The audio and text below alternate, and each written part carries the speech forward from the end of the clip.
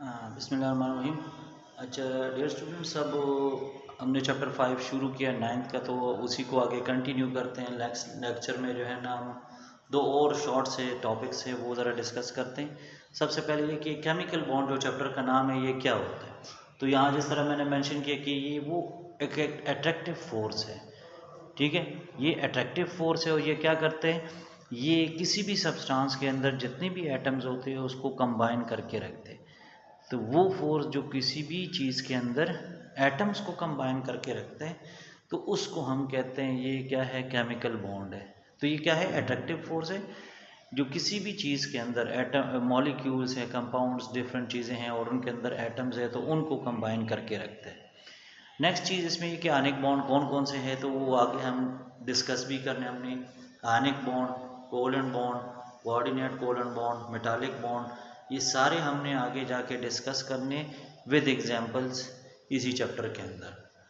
अच्छा नेक्स्ट फिर इसमें एक टॉपिक और है शॉर्ट सा, इलेक्ट्रो पॉजिटिव एलिमेंट्स क्या होते हैं और इलेक्ट्रोनेगेटिव एलिमेंट्स क्या होते हैं।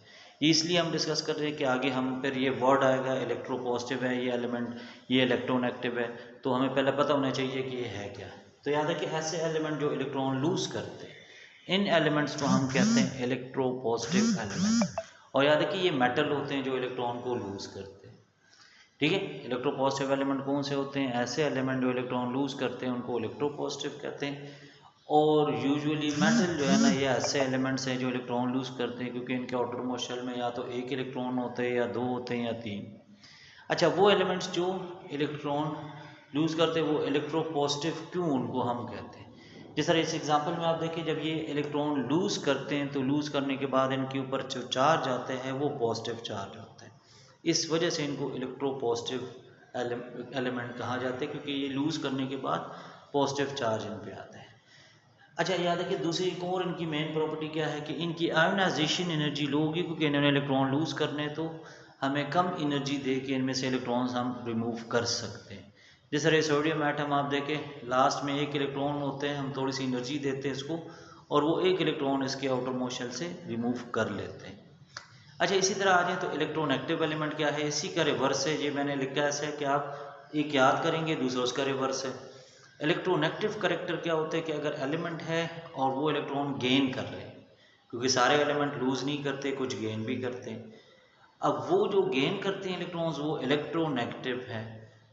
और वही चीज़ कि इनको इलेक्ट्रोनेगेटिव एलिमेंट क्यों कहा जाता है, क्योंकि जब ये इलेक्ट्रॉन गेन करते हैं तो इनके ऊपर चार्ज जो है वो माइनस आ जाता है, ठीक है। और याद है कि ये नॉन मेटल ऐसे एलिमेंट है क्योंकि ये इलेक्ट्रॉन गेन नहीं कर गेन करते, ये लूज़ नहीं करते क्योंकि इनके एटॉमिक साइजेस कम होते तो ये लूज़ नहीं करते, ये इलेक्ट्रॉन्स को गेन करते हैं। और इनकी निशानी ये होती है कि इनके इलेक्ट्रोनेगेटिविटी हाई होती है, क्योंकि इलेक्ट्रॉन गेन करते हैं तो इलेक्ट्रोनेगेटिविटी इनकी हाई होती है और जो लूज़ करते हैं उनका जो है आयनाइजेशन एनर्जी जो है वो लो होती है, ठीक है। तो ये आपके पास है इलेक्ट्रोपॉजिटिव करेक्टर, इलेक्ट्रोपॉजिटिव एलिमेंट्स क्या है, इलेक्ट्रोनेगेटिव एलिमेंट्स क्या है, और केमिकल बॉन्ड हमने पढ़ा और केमिकल बॉन्ड के टाइप्स के नाम।